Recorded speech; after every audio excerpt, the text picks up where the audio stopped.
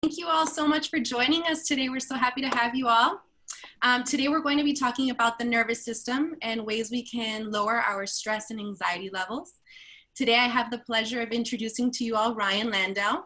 Ryan is the co-founder of Pathwaves, which is a Miami-based neurotech company specializing in neural empowerment. Neural empowerment is a methodology that uses the powerful principles of neuroplasticity to help people attain an optimal state of mental, emotional, and spiritual and physical harmony. Ryan is going to give us a little insight into his work and provide us some helpful tips this afternoon. Ryan, thank you so much for joining us today. Thank you so much, Thing, and thank you and all the people at HITEC, Selena, for having me. This is awesome and an honor. Appreciate you. All right, so before we dive in and get started on what we're going to be talking about today, I thought that if you're like any of us in this world today, you probably need just a little, maybe a moment or two, just to kind of reconnect, get present to what we're going to be going over today. So I thought what we would do is just start off with a little breathing exercise, take 30 seconds here. So for those of you that want to join us, please feel free to do so. My breathing techniques, which we'll learn about, there's a lot of them out there. And if you have your own, great, use it. I thought we'd just do a very simple 3 count. So inhale through your nose for 3, hold for 3, and then exhale through your mouth for 3. And we'll do 3 repetitions of those. Okay. So for those of you who want to join us, all right, here we go. Inhale.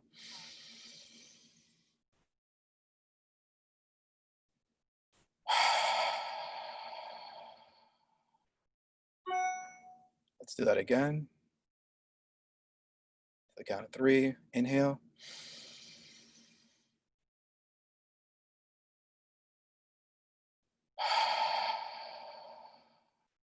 And one more time. Inhale to the count of 3.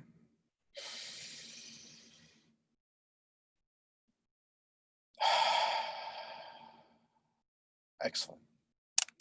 Awesome, guys. Thank you so much. Wow, that helped me a lot. All right, so I'm going to go ahead and share my screen with you and get started on what we're going to be talking about today.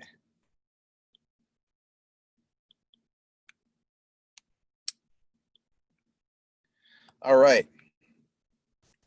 So, as Christine mentioned, today we're going to talk about techniques to lower stress and anxiety. I'm Chief Health Integrator and co-founder of Pathwaves. We're a digital therapeutics company. And so let's dive right in. Because we are all in this, I think the word that keeps coming up for everyone is uncertainty, uncertainty, uncertainty. So when I was putting this little deck together, I thought to myself, well, what's a good quote on uncertainty? And I love this one, right? Trust the wait, embrace the beauty of becoming. When nothing is certain, anything is possible. There's a lot to break down here, but basically I think trusting that everything is going to turn out okay, trusting that, after pandemics and all kinds of disasters, things typically we come together, we get stronger, healthier, and wiser as a result of it. Is definitely something I'd like to focus on.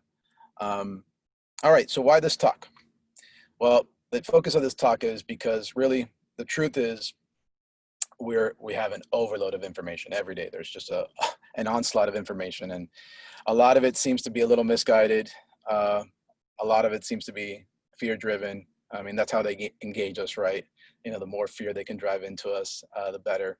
I'm not saying that it's all fear-driven. I know that there's some outlets out there that are trying to report just good information, how we can take good care of ourselves. That being said, we're also being told to stay home. Do we stay home? Do we not stay home? I just got an update a moment ago from my mom, who's a nurse, who said, there's another resurgence in Miami, Florida about more, now there's a spike, right? Because people are going out. They don't want to stay home anymore, right? So just a lot of information, even I have been, struggling with like, what do I juggle here? Like, what do I take on as true, and how do I deal with it? And then change, right? This new normal that everybody keeps talking about, like, what does it all mean, right?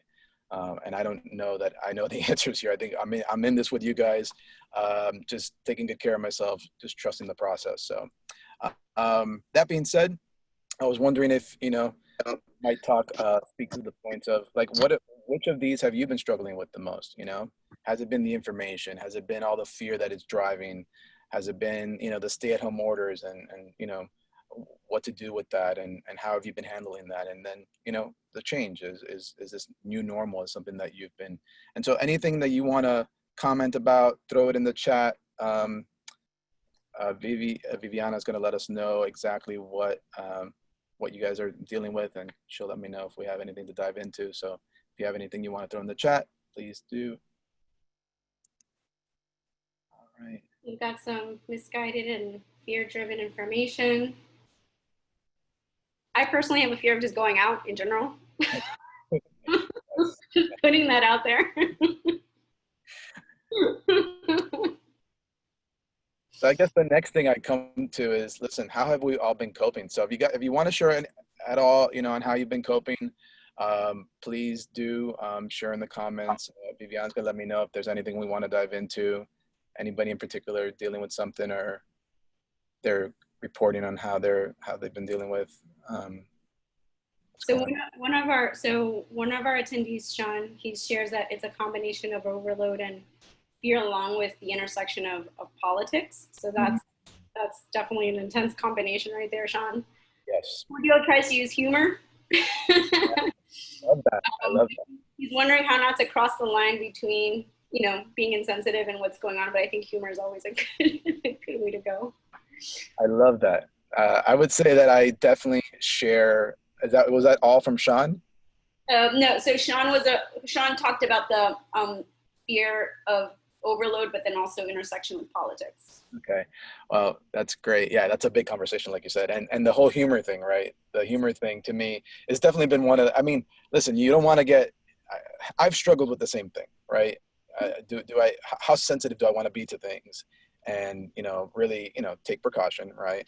And also, we got to be a little bit lighthearted about this. Otherwise, how do we function, right? How do we resume any sense of daily activity? So, all right, great. So I'd like to talk a little bit about perception is key, right? All these comments that we're getting, all of us have, maybe slightly different perceptions of, I'm sure there's a lot of overlap in the way we see things. But the way in which news is delivered, and more importantly, the way in which we interpret the news and other media outlets and information from our friends and family and loved ones, is largely based on our perception, which is largely linked to all of our historical data. Right? Childhood events, current events, what our job, our careers like, who are those informational outlets that we're listening to, right? And how have we taken care of ourselves? Because then our nervous system reacts, right? And we'll have a reaction, and sometimes we're aware of the reaction, sometimes we're not aware of the reaction. And so, but nonetheless, let's all be clear, something that we're having a reaction of some sort. And so our perception is key in how our nervous system is going to react, right? And how it's going to affect us. So what have you noticed as it concerns reactions?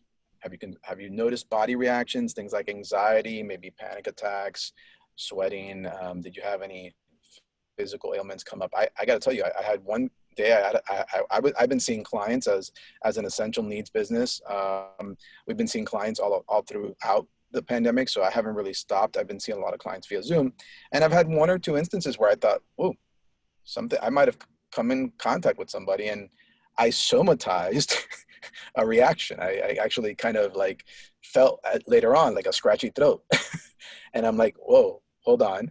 And then next day, it subsided pretty quickly. And so I myself, even for all the work I've done in my journey, I still had a little bit of a, what do I do with this? Relationship reactions. Have you had any interactions or reactions with your loved ones? Any sleep interruptions, right? Has your sleep quality been interrupted at all? So if you want to share with share with us in the chat as to what you might be experiencing, let us know. Viviana, anything we want to touch on? Interrupting sleeping. I kind of put yes, yes, and yes to everything. Okay. Serious therapy, Ryan. We're gonna have to talk after this. For sure. Sue shares that she loves having everyone at home, so she's kind of like embracing the whole thing, which is fantastic. Yeah, that's awesome. Games, movie nights. So we have to take a page from Susanna. Good job, Susanna. That's awesome. Another person not sleeping enough. So I think sleep has been the winner here. Yeah, sleep patterns have changed. So much has changed, right? I mean, there's been a huge adjustment for all of us. Great. Freaking out. I think a big part of this whole thing is the fact that we have been probably vacillating between these two, right? Our perception drives our function. So a lot of what we've been perceiving is probably vacillated somewhere between this seems scary and I am safe and everything's going to be okay, right? And what we really want to understand is our perception of this really drives how we function. It drives our sleep patterns. It drives our anxiety patterns. It drives our interactions and relationship with ourselves and others, okay? It drives digestive issues. I mean, it drives so much. So, what side of this do you feel you've been on? This seems really scary, or you felt relatively safe, or you just been maybe, which is what most of us have felt, at some point or another, that we've been kind of vacillating between the two. Just let us know in the chat. We've got folks saying it's really scary, vacillating between the two. I think vacillating is kind of the winner. Right. Gotcha. Yeah.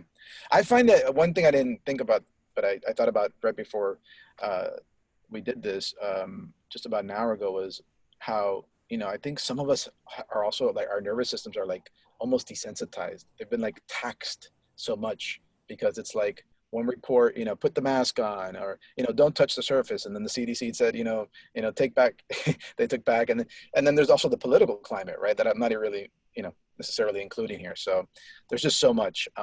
So yeah. All right. So overcoming the fear. How do we overcome this, right? How do we begin to overcome it? Okay. So what are our nerves to do? Okay. Understand that our nervous system controls everything, and all stimuli affects us. There's, generally speaking, I talk about when I'm coaching clients, there's 4 areas of functioning: spiritual, mental, emotional, and physical. We can dive into some of those maybe in another talk, but essentially everything we ingest is affecting us. Social media posts, texts from our parents and loved ones, what CNN or Fox is saying, what we're reading in the papers, what our workplace is saying, what our kids are experiencing in terms of this new stay-at-home sort of life, if you will. The kids having to put masks on to, visit their friends, or lack of social interactions for all of us, everything is affecting us. And at least understanding this gives us the opportunity to shift our perception. And the main thing I want to drive home today is we have the ability to shift. And adapt. We have the ability to shift and adapt, and that's probably one of the main takeaways I want you guys to have from today, okay? Do you know what our ability to shift and adapt is called? Quick little quiz here. Is it neurological adaptation, B, neuroplasticity, or C, nervous system capabilities, NSC? Drop your answer in the chat. We'd love to hear what you're saying. You guys didn't think you're going to be quizzed today, huh? Paying attention. Okay, we got B's, we got an A, mostly B's. We got a no idea. I love the honesty. I love the honesty. That's great. Great. All of the above.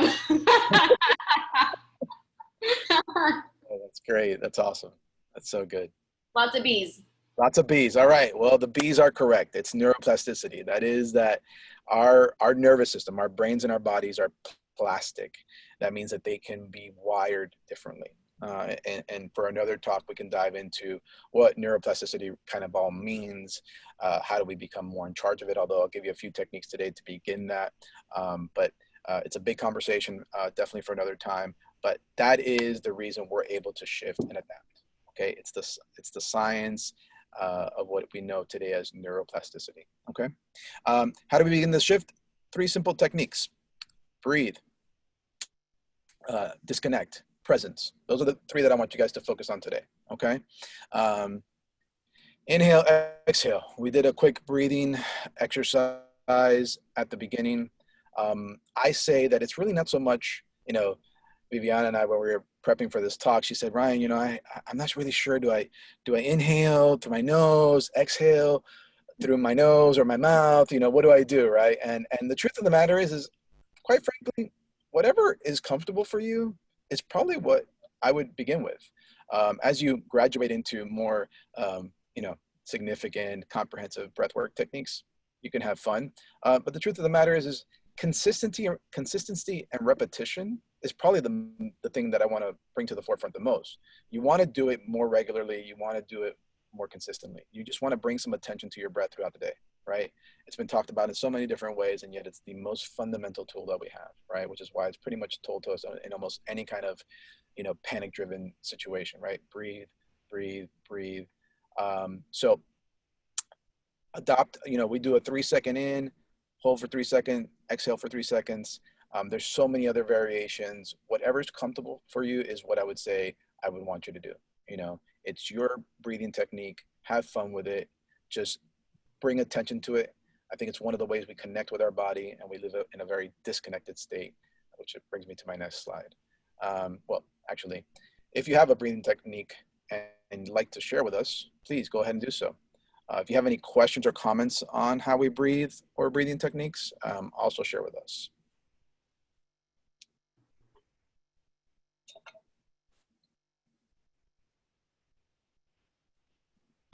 No questions so far, Ryan. All right, cool. All right, we'll move on. Disconnect and reconnect to your system.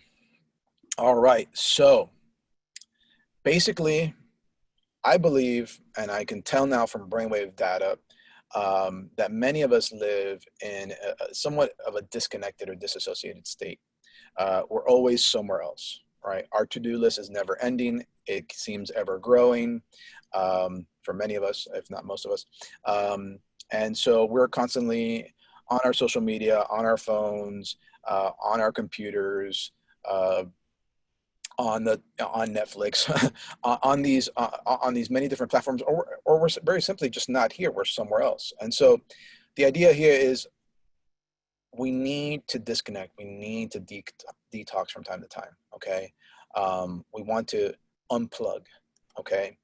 Give ourselves a minute or two throughout the day, morning, noon, night, whenever you want, to really just disconnect for a moment. Okay. And then reconnect. All right. Where do you need to disconnect from most? If you want to throw something in the chat, tell us where you need to disconnect from most. While we're waiting for some comments, I'll say that I know that the big one for me is probably, as so many, is the phone, right? I take it everywhere, right? It's almost like an extension of my arm, right? Or how about the anxiety that sets in when we think, oh my God, where do we leave our phone, right? So. We got a lot of phone, we got work, we got CNN. I think the phone is the big one. Oh, the phone's the big one. Yep. There is a whole, it's an article that I can share with you guys. There's a whole thing about digital detoxing and dopamine fasting, which again, maybe I'll talk for another time, but disconnecting really allows neurochemicals that allow us to function better, to really flourish, as opposed to the more we do. We think that the more we do, the more we're getting done. And that may be true in certain cases, but from an efficiency standpoint and from a sustainability standpoint, taking little breaks and, sort of resetting throughout the day could be a more efficient way. That's what the science suggests. And more important might be, how do you reconnect with yourself, right? Do you go outdoors? There's been a lot of research about cold baths, ice baths, cold plunges, cold showers. Do you meditate?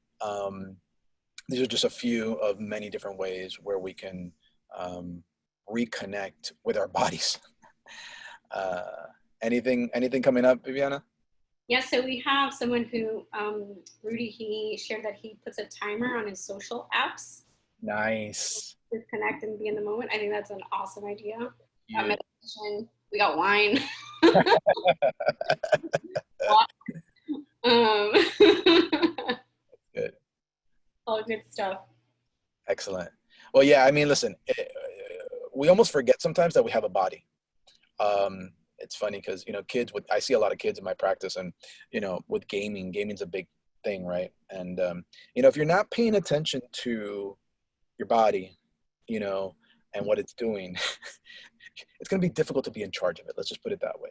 So reconnecting through any of these and many, many more exercises. Exercise itself is a way to reconnect. Yoga, things like that, is a great way to reconnect. All right. Presence, the last of which, right? Understanding that really for most of us, the reason I can say to you today that, you know, we have the opportunity to be more present is because all of our needs are met. And that's what I like to do when I'm getting present. I like to really, when I'm getting overwhelmed, when I'm getting worried, when I'm getting consumed with my to-do list growing and not checking off as many as I'd like to check off. I just want to remember I get to do this life. I want to be present to that. And I want to be able to enjoy more of it. Okay. How we can all become more present. Here we go. Just pause, slow things down a little bit. Okay. Slowing it down. A calmer mind is actually a more efficient mind, is what the science suggests. So, and paying attention very simply to where our feet are here and now, right? Bring ourselves back to present. You know, if we're always in tomorrow or last week, we really, you know, we've heard it in a million different ways, but we miss out on this opportunity, this gift, which is called the presence. So, here's some resources that I think the HITEC team is going to share with you guys, so you can come and check out what we're doing. There's our website, our resources blog link, and our Teachables site where you can download or access a free video series. And then there's some little things that we threw in here for everybody that joined us today. And, you know, just to be mindful, we are, my understanding, I understood that a lot of you guys are not actually in the Miami area. So if you're not or won't be, I am available for coaching via Zoom.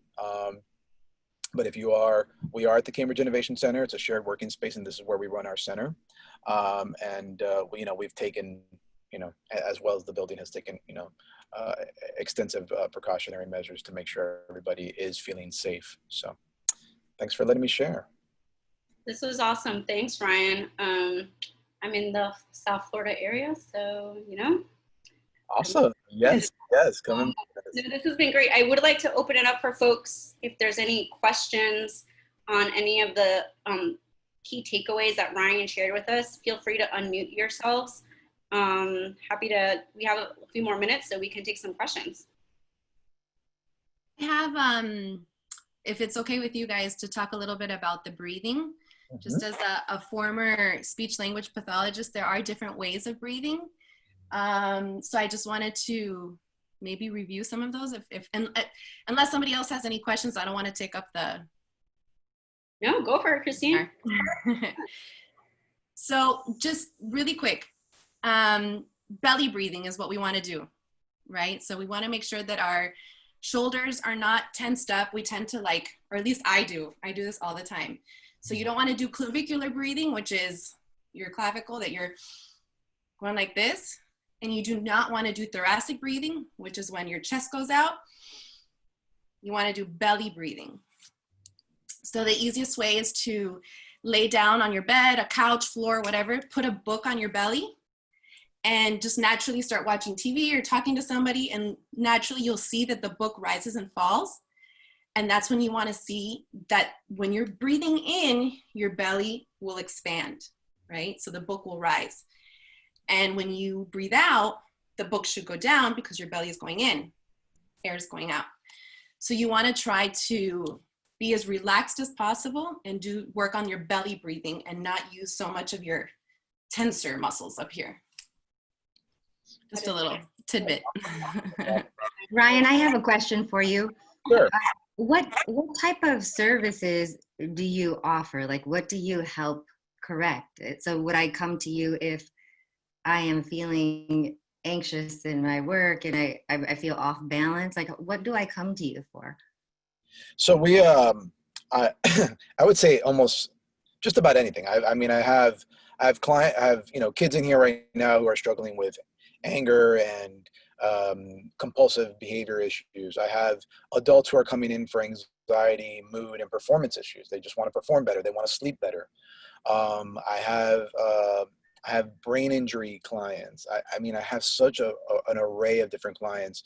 I would say that when we originally got started in, assessing what it was that we could help with the quickest, the fastest, we started with anxiety, panic, stress, issues with depression, issues with sleep, issues with focus and concentration, which to us really all falls under the umbrella of performance, right? So I'm a trained mental health therapist, and yet I've kind of moved into, I don't know, we're kind of moving into this place of performance wellness, right? We're all human. We all suffer from different types of patterns, and that's all we really talk about here is how to, which is really what neuroplasticity is about, right? Is like how we, as humans, have the capacity to change and adapt and create new patterns in our life, right? Which I have to tell you is really only about 20 to 30 years old in terms of that piece of knowledge that we can actually do that. So to your point, I mean, we can help with anything, pretty much. I mean, except for the fact that, I mean, I've had Parkinson clients in here and they start to see improvements. The longer you go, like anything, and this is just in general, the longer you go with, let's say, an unhealthy habit, the more it impacts your biology, the more difficult it'll be, or the longer the road is to recovery, right? So we can teach the old dog new tricks or the sick dog new tricks. It's just the sooner we get in here and arrest or intervene and begin to disrupt the old pattern and create new ones, the more beneficial, the quicker we can move into this new way of living. Thank you. You're welcome. Thanks for the question. Can I ask one more question? Sure. I want to know, what does a 15-minute assessment look like? If we sign up for this 15-minute assessment, I know you probably have a limited number of people that you can accept, but if you signed up for the 15-minute assessment, what does that look like? How would one prepare for that? Just, think about an area that you want to work on, an area of your life that you'd want to work on, an area of your life that you'd like to improve, right? Something that, you are really hoping to see on your journey in the future, like just bring some of that to, with you, into that conversation so that we have something to work with, and I'll help you unpack it. And then we can talk about what the next steps are, and for those that aren't, obviously available to come into our Center for Services, I have plenty of content and guidance that I can provide them with to, kind of set them on the path, if you will. Does that cover it? Yes, thank you, Ryan. You're welcome. Thank you. Awesome. Any more questions? We have room maybe for one more question if it's out there. Gracias, Ryan. This is Susanna from HITEC. How are you? Hi, Susanna. I'm great. How are you? Great. Thank you so much for joining us. Oh, thank you.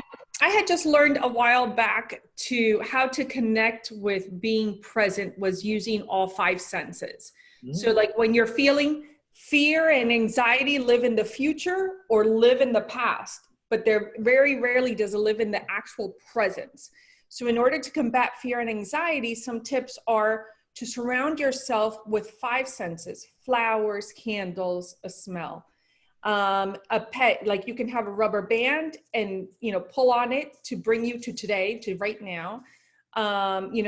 Have seasonal foods that are going with the seasons, stay focused.